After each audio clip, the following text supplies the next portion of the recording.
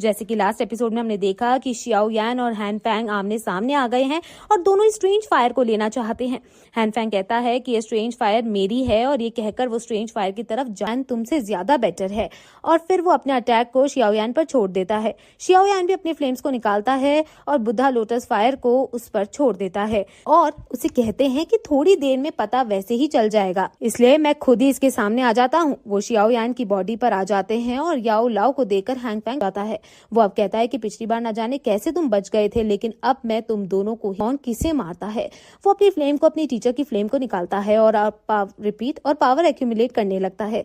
Hang Fang यान अपनी fire और टीचर की फायर को मर्ज करने लगता है। बोन चिलिंग फायर मार डाला हो, उस गद्दार को भी सवाल करने का हक नहीं है। शियाओ यान के अंदर से बहुत ज्यादा पावर निकलने लगती है और हैंग फैंग अपनी पावर से अपनी फ्लेम से एक स्पीयर क्रिएट करता है और कहता है कि अब मैं कोई चांस नहीं छोड़ूंगा तुम्हें पूरी तरह से खत्म करने का। अब शियाओ यान भी दोनों फ्लेम्स को मिक्स करके बुद्धा लोटस फायर क्रिएट कर रहा है और फाइनल वाला है। एल्डर्स समझ जाते हैं कि यहाँ बहुत बड़ा विस्फोट होगा, इसलिए वो सभी सावधान हो जाते हैं और वो दोनों का अटैक एक दूसरे से टकरा जाता है और वहाँ बहुत बड़ा ब्लास्ट होता है जिससे सभी बचने की कोशिश